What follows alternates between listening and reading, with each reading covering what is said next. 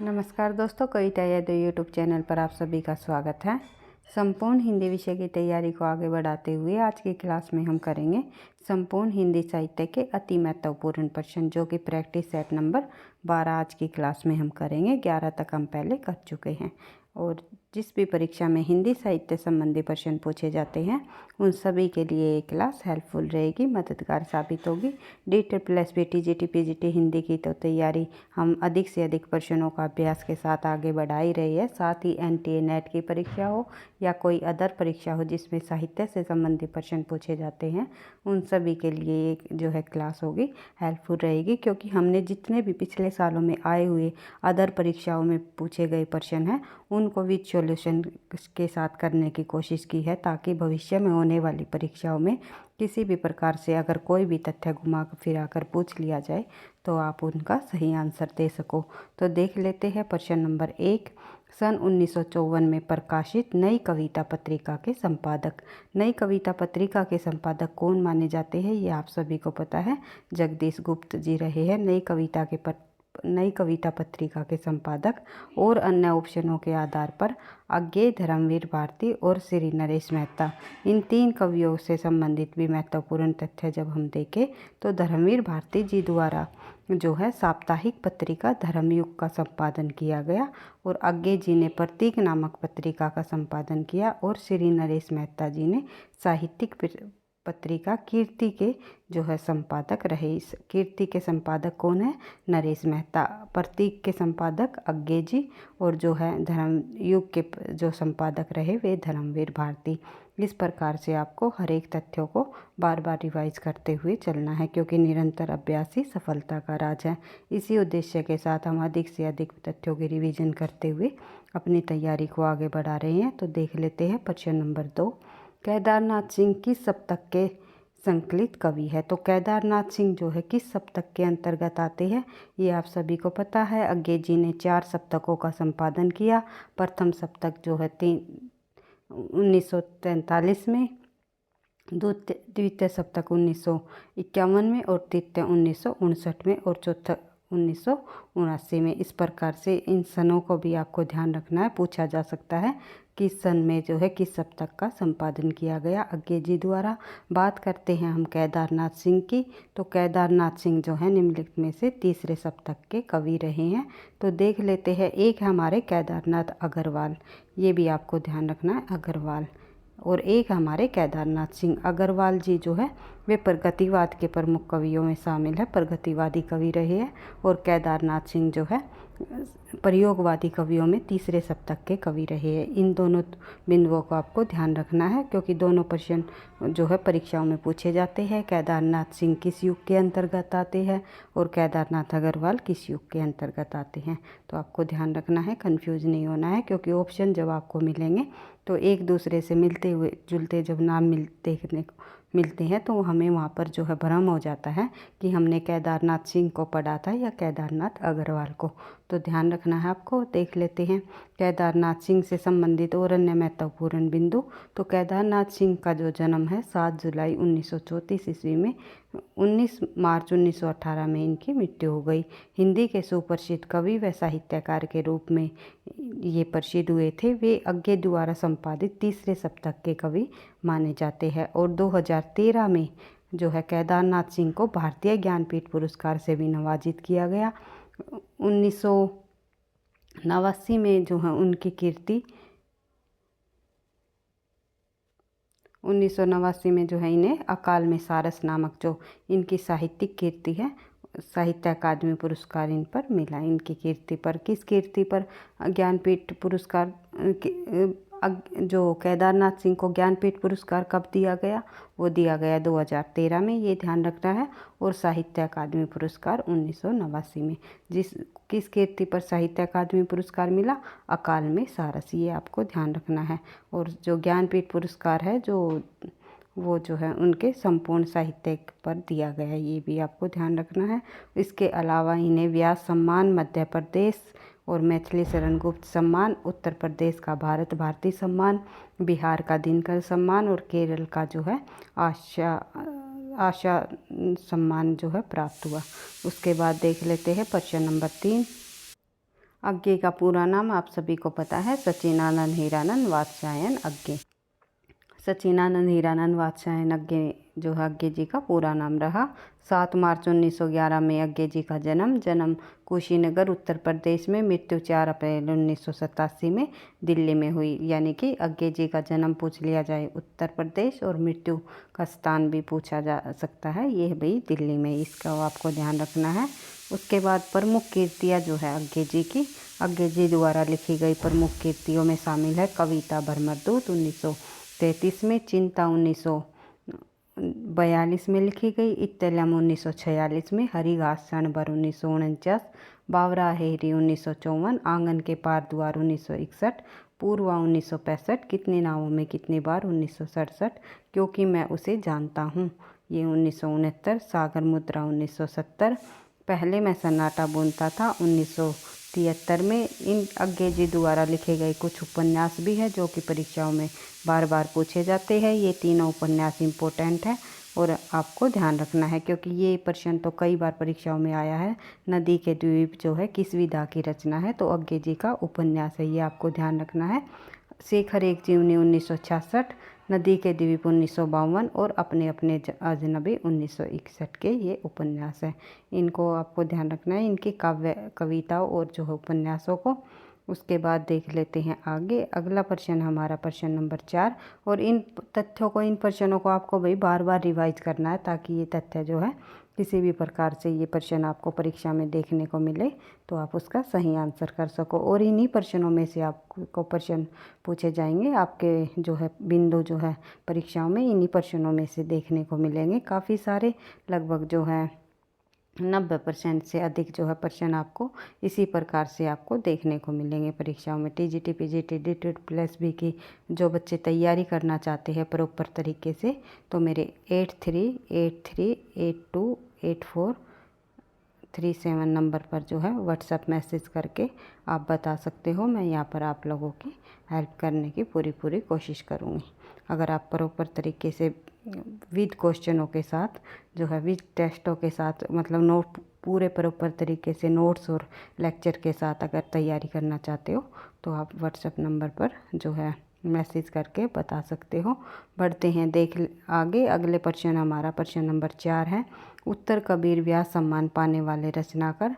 तो उत्तर कबीर व्यास सम्मान जो पाने वाला जो रचनाकार है, इनमें से कौन रहा है, वो रहा है केदारनाथ सिंह, जो कि प्रयोगवाद के तीसरे शतक के कवि माने जाते हैं। तो देख लेते हैं, उत्तर कबीर रचना हिंदी के प्रसिद्ध रचनाकार केदारनाथ सिंह की है। इसके लिए उन्हें वर्ष 1997 में व्यास सम्मान से सम्मानित किया गया। केदारनाथ सिंह की अन्य रचनाएं प्रमुख हैं, कौन कौन सी देख लेते हैं। अकाल में सारस जो है रचना पर उन्हें साहित्य अकादमी पुरस्कार प्राप्त हो चुका है, ये हम देख ही चुके हैं। इनके अलावा अभी ज़मीन पक रही है, यहाँ से देखो, और जो है उत्तर कबीर। उसके बाद देख लेते हैं आगे, अगला प्रश्न है प्रश्न नंबर 5, डॉक्टर संपूर्णानंद की रचना का नाम बताइए। डॉक्टर संपूर्णानंद जी द्वारा रचित रचना का नाम है इनमें से भाषा की शक्ति। उसके बाद देख लेते हैं प्रश्न नंबर 6, शहर में कोई किसी की जाति नहीं पूछता, शहर के लोगों की जाति का क्या ठिकाना है, लेकिन गांव में तो बिना जाति के आपका पानी नहीं चल सकता। यह जो कथन है किस रचना से लिया गया है, यानी किस उपन्यास का ये कथन है कि शहर में किसी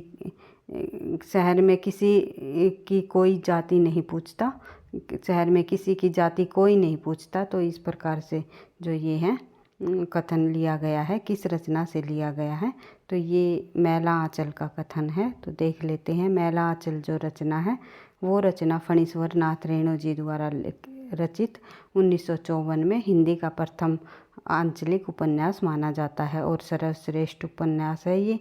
और फणीश्वर नाथ रेणु जी की रचनाएं जब हम देखें तो इनके उपन्यासों में देखते हैं मैला आंचल, प्रति परिकथा, जुलूस, देव तपा, कितने चौराहे, पलटू बाबू रोड, ये सभी के सभी उपन्यास फणीश्वर नाथ रेणु के परीक्षाओं में बार बार पूछे जाते हैं। कथा संग्रह हम देखते हैं, एक आदिम रात्रि की महक, ठुमरी, अग्निखोर, सच्चे आदमी, रिपोर्ट तराज, रण जल धन जल। तो जो है ये ऋण जल धन जल जो रचना है ये कई बार परीक्षाओं में पूछी गई है। प्रसिद्ध कहानियाँ हैं मारे गए गुलफाम, तीसरी कसम उफ्र, तीसरी कसम, इसका दूसरा नाम है तीसरी कसम, मारे गए गुलफाम। जो ये रचना है इस पर जो है फिल्म भी बन चुकी है। तो कई बार परीक्षाओं में पूछा भी जाता है कि फणीश्वर नाथ रेणु जी की ऐसी कौन सी कहानी है जिस पर फिल्म प्रकाशित हो चुकी है। तो ये आपको ध्यान रखना है, फिल्म बन चुकी है। तो मारे गए गुलफाम उफ्र, तीसरी कसम पर जो है फिल्म भी आ चुकी है पहले।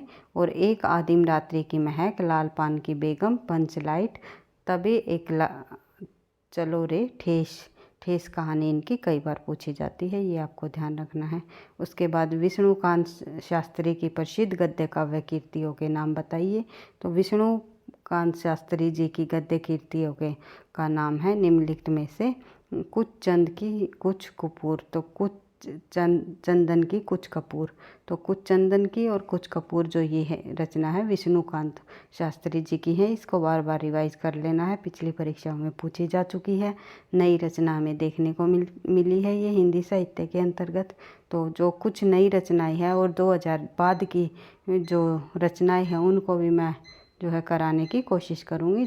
जिस प्रकार से परीक्षाओं में प्रश्न पूछे जाते हैं उनको हम करेंगे भाई। उसके बाद अगला प्रश्न देख लेते हैं भाई।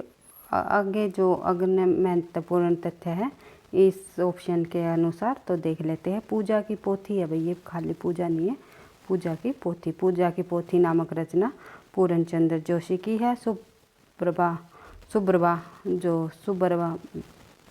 जो रचना है ये श्री प्रकाश मिश्र जी की है। दोपहिरी या जो रचना है ये जयशंकर प्रसाद जी की है। दोपहिरिया के फूल, ये आपको ध्यान रखना है। और अशोक के फूल आपको पता ही है, हजारी प्रसाद द्विवेदी जी की रचना है। वियोगी हरि का वास्तविक नाम बताइए। तो वियोगी हरि जी का जो वास्तविक नाम है ये हम पहले भी पढ़ चुके हैं ये इस प्रश्न को। तो हरि प्रसाद जो है वियोगी हरि जी का वास्तविक नाम है। वियोगी हरि जी का जो सन है 1896 जन्म इनका हुआ और 1988 में इनकी मृत्यु हो गई। वियोगी हरि की जो रचनाएं हैं उनमें शामिल है, काव्यों में है प्रेम शतक, प्रेमांजलि, वीणा, प्रेम पथिक, वीर सत्सई, मेवाड़ केसरी आदि।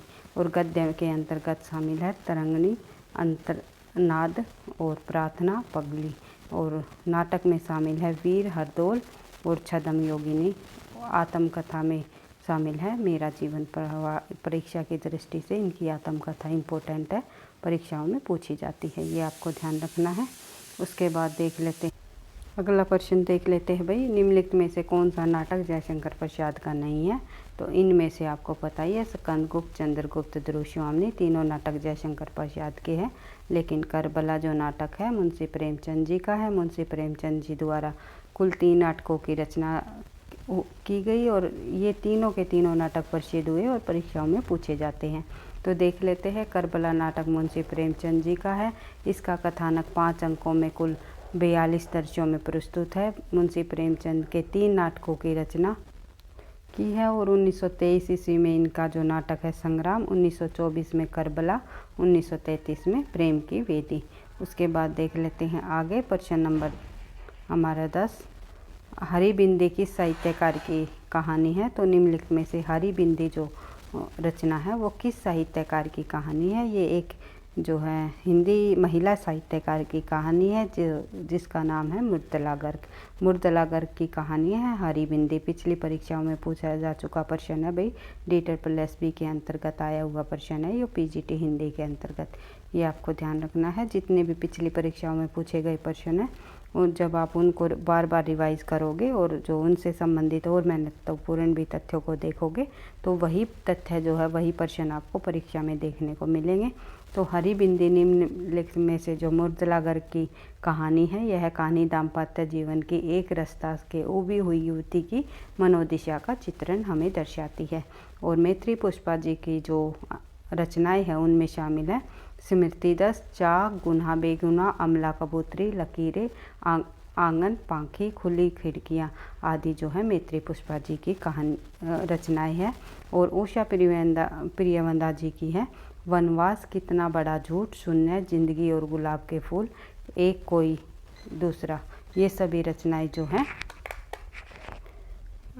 उषा प्रियवंदा जी की है। और मृदुला गर्ग की जो हमने देख ही ली थी, हरी बिंदी एक प्रसिद्ध कहानी है। उसके अलावा अनित्य, कर लेंगे हम हजम, जादू का कालीन, मंजूर ना मंजूर, उसके हिस्से की धूप, ये सभी रचनाएं जो है मृदुला गर्ग की है। और मनु भंडारी जी की है। एक प्लेट सैलाब, मैं हार गई, तीन निगाहों की एक तस्वीर, यही सच है त्रिशंकु, ये सभी जो है मनु भंडारी जी की रचनाएं हैं। तो आपको ध्यान रखना है, महिला रचनाकारों से भी संबंधित परीक्षाओं में प्रश्न अवश्य पूछा जाता है। 1 या 2 या 3 प्रश्न जो है महिला रचनाकारों से संबंधित भी हमें परीक्षाओं में देखने को मिलते हैं। तो जितने भी हमारी महिला से जो साहित्यकार हुई है और जो बाद की जितने भी हमारी रचनाएं हुई है, दलित साहित्यकारों द्वारा लिखी गई रचनाएं हैं, उनको भी हम जो है बीच बीच में जो है करते हुए अपनी तैयारी को आगे बढ़ाएंगे। हर एक बिंदु को जिस प्रकार से परीक्षाओं में प्रश्न पूछे जाते हैं उसी प्रकार से हमें अपनी तैयारी को आगे बढ़ाना है। तो देख लेते हैं प्रश्न नंबर 11, शेष कादम्बरी उपन्यास की लेखिका बताइए। तो शेष कादम्बरी उपन्यास की लेखिका निम्नलिखित में से कौन है? अलका सारावागी। तो अलका सारावागी जो है शेष कादम्बरी जो उपन्यास की लेखिका है। और अन्य जो ऑप्शन के अनुसार जब हम देखें लेखिकाओं को तो उनके उपन्यासों को भी हम देख लेते हैं, ताकि परीक्षा में इसके अलावा कोई और अन्य उपन्यास भी पूछ लिया जाए किसी महिला लेखिका द्वारा तो वो भी हम जो है कर सके। तो देख लेते हैं मृदुला गर्ग द्वारा लिखा गया चितकोबरा और कठगुलाब इनका प्रसिद्ध उपन्यास है। उषा प्रियवंदा जी द्वारा लिखे गए उपन्यास है 55 खंबे लाल दीवारें, रुकेगी नहीं राधिका, शेष यात्रा, अंतर्वेशी। उसके बाद मनु भंडारी जी द्वारा लिखे गए आपका बंटी, महाभोज, 1 इंच मुस्कान और स्वामी। ये सभी मनु भंडारी जी के परीक्षाओं में पूछे जाने वाले उपन्यास है। भाई आपका बंटी, महाभोज, 1 इंच मुस्कान जो है कई बार परीक्षाओं में पूछा गया है। तो मनु भंडारी जी का जो है 1 इंच मुस्कान ये उपन्यास जो है जो ये अपने जो सहयोगी साहित्यकार के साथ मिलकर इन्होंने लिखा है। उसके बाद देख लेते हैं आगे, कलिकथा बाया बाईपास, शेष कादम्बरी, कोई बात नहीं, एक ब्रेक के बाद, ये सभी उपन्यास जो है अलका सारावागी जी के हैं। सॉरी। उसके बाद देख लेते हैं भाई अगला प्रश्न नंबर 12, आनंद कादम्बरी का संपादक कौन है? तो आनंद कादम्बरी पत्रिका के संपादक हम पहले भी पढ़ चुके हैं, बद्रीनारायण चौधरी प्रेमघन जी रहे हैं। मिर्ज़ापुर से ये पत्रिका को संपादित किया गया बद्रीनारायण चौधरी प्रेमघन जी द्वारा, मिर्ज़ापुर से कई बार पूछा जाता है। और इसका प्रकाशन जो है 1981 में हुआ। उपनाम है बद्रीनारायण चौधरी जी का प्रेमघन। और अन्य पत्रिकाओं को देख लेते हैं, बालकृष्ण भट्ट जी द्वारा लिखी गई प्रदीप पत्रिका, भारतेंदु हरिश्चंद्र जी द्वारा निकाली गई हरिश्चंद्रिका, बाल बोधनी और कवि वचन सुधा। उसके बाद प्रताप नारायण मिश्र जी द्वारा निकाली गई प्रताप लहरी। इनको आपको ध्यान रखना है। बद्रीनारायण चौधरी प्रेमघन जी की जो है कुछ कीर्तियाँ भी देख लेते हैं जो कि परीक्षाओं में पूछी जाती है, जैसे कि भारत सौभाग्य, प्रयाग रामागमन, संगीत सुधा सरोवर, भारत भाग्योदय काव्य आदि जो हैं इनकी रचनाएं है बद्रीनारायण चौधरी प्रेमघन जी की। भारत सौभाग्य इनके द्वारा लिखा गया 1988 में कांग्रेस महाधिवेशन के अवसर पर खोले जाने के लिए लिखा गया था। और उसके बाद जो है इनकी जो पत्रिका है आनंद कादम्बरी का जो प्रकाशन वर्ष है वो 1881, ये हम देख ही चुके हैं। उसके बाद नाटक देख लेते हैं, प्रश्न नंबर 13 देख लेते हैं। नाटक जारी है किस विधा की रचना है? नाटक जारी है निम्नलिखित में से जो है एक कविता विधा की रचना है जो कि लीलाधर जुगड़ी की है। और लीलाधर जुगड़ी द्वारा काव्य संग्रह नाटक जारी है लिखा गया है। इसके अलावा जो और अन्य रचनाएं हैं लीलाधर जुगड़ी जी के काव्य संग्रह है शंखमुखी शिखरों पर, नाटक जारी है, इस यात्रा में, रात अब भी मौजूद है, बची हुई पृथ्वी, ये पूछा जाता है भाई परीक्षाओं में, तो आपको ध्यान रखना है। और घबराए हुए शब्द, भय भी शक्ति है, ये सभी रचनाएं लीलाधर जुगड़ी जी की है। उसके बाद देख लेते हैं आगे अगला प्रश्न है। और नाटक जारी है भाई, इस प्रकार से भी प्रश्न पूछा जाता है, जैसे कि ये किस विधा की रचना है, ये भी आपको ध्यान रखना है, क्योंकि यहाँ पर जब नाटक शब्द आ जाता है तो हमें भ्रम हो जाता है कि ये नाटक विधा की रचना है, लेकिन ये इनका एक काव्य संग्रह है। तो हर एक प्रश्नों को समझ के साथ करते हुए चलना आपको। पढ़ते हैं आगे। प्रश्न नंबर 14, झूला नट उपन्यास के रचनाकार कौन है? तो झूला नट नामक उपन्यास के रचनाकार निम्नलिखित में से जो है मैत्री पुष्पा जी है, ये आपको ध्यान रखना है। झूला नट उपन्यास की रचना जो है मैत्री पुष्पा जी द्वारा की गई। यह मैत्री पुष्पा जी का एक प्रसिद्ध उपन्यास है। मैत्री पुष्पा की अन्य रचनाओं में शामिल है कस्तूरी कुंडल बसे, बेतवा बहती रहे, स्मृति दस फैसला,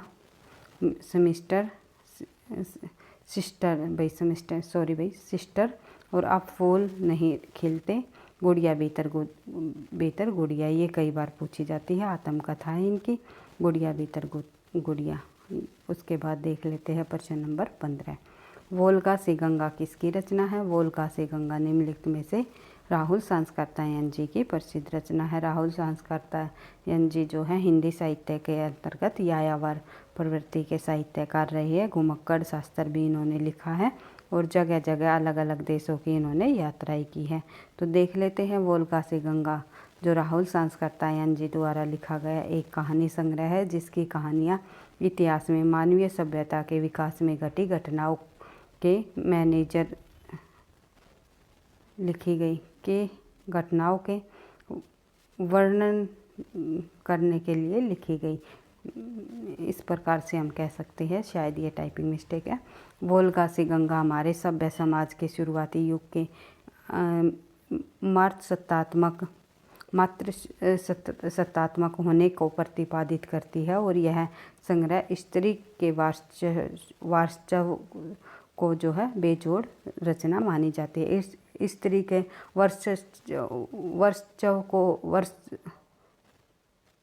वर्चस्व को जो है बेजोड़ रचना निम्नलिखित में से कौन सी रचना मानी जाती है? इस प्रकार से भी काफ़ी बार परीक्षाओं में हमें प्रश्न देखने को मिलते हैं।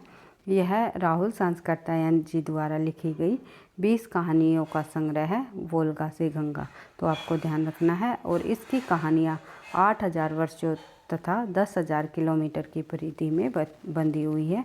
यह कहानियाँ भारतीय मानवीय की सभ्यता का विकास की पूरी कड़ी है। और श्याम सुंदर दास जी की रचनाएं हम देख लेते हैं। ऑप्शन के में श्याम सुंदर दास जी को भी दिया हुआ है, तो उनकी रचनाओं को भी एक बार रिवाइज कर लेते हैं। साहित्यालोचन 1923 की रचना है इनकी। भाषा विज्ञान 1924, हिंदी भाषा और साहित्य 1930, रूपक रहस्य 1931, भाषा रहस्य 1935, हिंदी के निर्माता भाग 1 1940-41 में, मेरी आत्म कहानी इम्पोर्टेंट है श्याम सुंदर दास की 1942, कबीर ग्रंथावली 1928, साहित्यिक लेख 1945। और सरदार पूर्ण सिंह जी की रचनाओं में शामिल है सच्ची वीरता, कन्यादान, पवित्रता, आचरण की सभ्यता।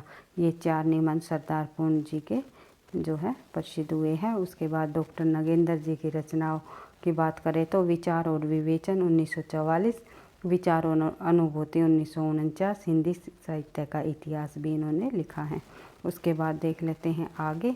अगला प्रश्न हमारा प्रश्न नंबर 16, कालिदास के शकुंतला नाटक का खड़ी बोली में अनुवाद करने वाले लेखक आप सभी को पता है राजा लक्ष्मण सिंह है। राजा लक्ष्मण सिंह ने जो है कालिदास के अभिज्ञान शकुंतलम और रघुवंश के एवं मेघदूत का हिंदी अनुवाद किया है। खड़ी बोली में इन्होंने अनुवाद करके लिखा है राजा लक्ष्मण सिंह ने। और राजा लक्ष्मण सिंह द्वारा जो है प्रजा हितैषी नामक पत्र भी निकाला गया, जो आगरा से प्रकाशित हुआ।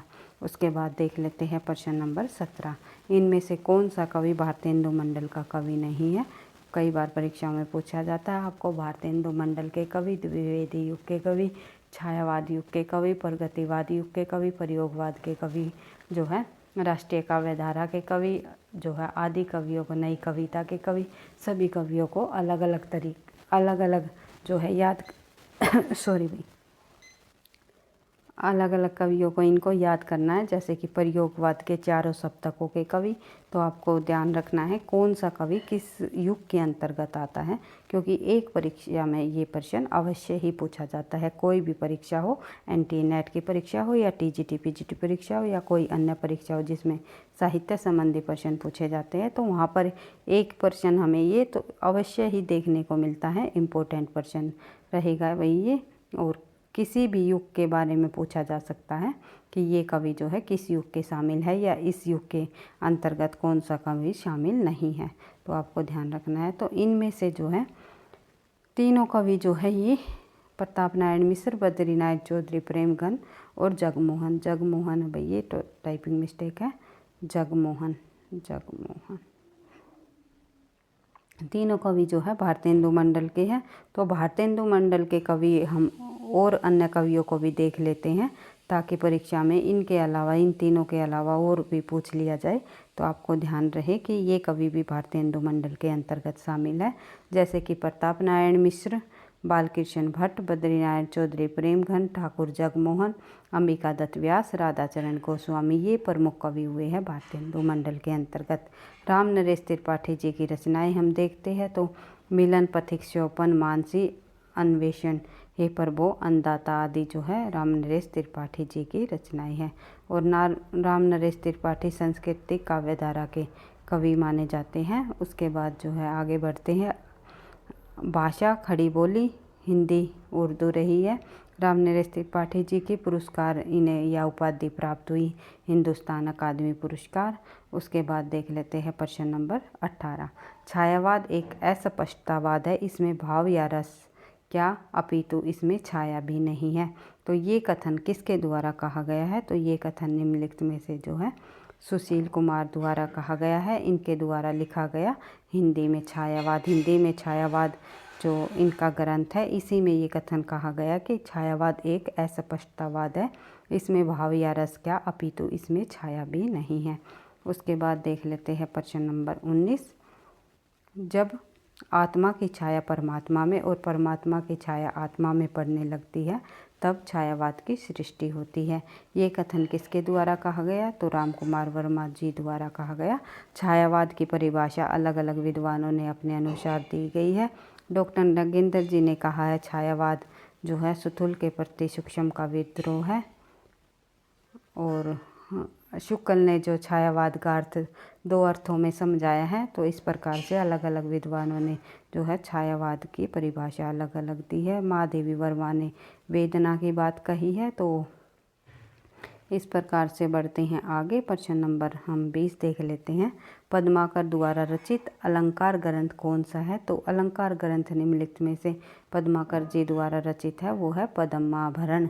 पद्माभरण जो ग्रंथ है वो है अलंकार ग्रंथ इनका पद्माकर जी का। और पद्माकर जी जो है रीतिकाल के प्रसिद्ध अंतिम कवियों में शामिल है, जो कि रीतिबद्ध काव्यधारा में के अंतर्गत आते हैं। और जयपुर नरेश प्रताप सिंह के पद्माकर को जो है कविराज शिरोमणि की उपाधि भी प्राप्त हुई है। कई बार परीक्षा में पूछा जाता है निम्नलिखित में से कविराज शिरोमणि की उपाधि किस लेखक को प्राप्त हुई है, तो ये हुई है जयपुर नरेश पद्माकर को। और पद्माकर की और अन्य प्रमुख रचनाएं है पद्माभरण के अतिरिक्त, वो है हिम्मत बहादुर विरुद्धावली, पद्माभरण, जगद विनोद, प्रबोध पचासा, गंगा लहरी, प्रताप सिंह विरुद्धावली और कली पचीसी, अली जहाँ प्रकाश और राम रसायन आदि। ये सभी रचनाएं जो है पद्माकर जी की हैं। आज की क्लास में केवल हम भाई 20 प्रश्नों को ही करेंगे, और नेक्स्ट क्लास में जो है आगे के हमारे बचे हुए जितने हमारे प्रश्न हैं उनको हम आगे की क्लास में करने की कोशिश करेंगे। तो अधिक लंबी वीडियो हो जाएगी आज की क्लास की, इसलिए हम जो है प्रश्नों को 20 ही प्रश्नों को आज करेंगे। टॉप 20 प्रश्नों को आज की क्लास के अंतर्गत हमने हिंदी साहित्य से संबंधित कंप्लीट कर लिए हैं। तो इसी प्रकार हर रोज़ हिंदी विषय से संबंधित महत्वपूर्ण बिंदुओं के साथ, महत्वपूर्ण प्रश्नों के साथ हम अपनी तैयारी को आगे बढ़ाएंगे।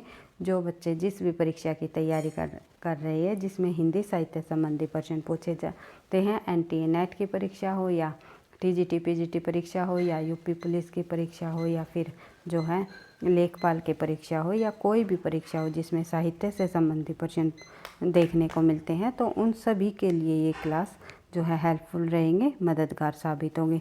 और जो बच्चे प्रॉपर तरीके से DSSB की तैयारी करना चाहते हैं हमारे साथ जुड़ करके, तो आप जो है मुझे 8383828437 नंबर पर जो है मैसेज करके बता सकते हैं। वहाँ पर मैं आप लोगों को जो है पूरी हेल्प करने की आपकी कोशिश करूँगी, ताकि आपकी परीक्षा की अच्छे से तैयारी हो सके। अधिक से अधिक प्रश्नों का अभ्यास भी आपको जो है टेस्ट सीरीज़ के माध्यम से देखने को मिलेगा, और साथ ही जो है प्रॉपर तरीके से आपको हिंदी साहित्य से संबंधित और हिंदी व्याकरण से संबंधित क्लास भी आपको वहाँ पर देखने को मिलेगी। तो वीडियो पसंद आई तो लाइक करना, दोस्तों के साथ शेयर करना, चैनल पर पहली बार हो तो सब्सक्राइब कर लेना, ताकि आपको नोटिफिकेशन समय पर मिलता रहे।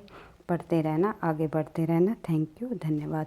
और एक बात और कहना चाहूँगी भाई, वीडियो को लाइक और कमेंट अवश्य किया करो, ताकि मुझे नेक्स्ट क्लास बनाने का मोटिवेशन भी मिले।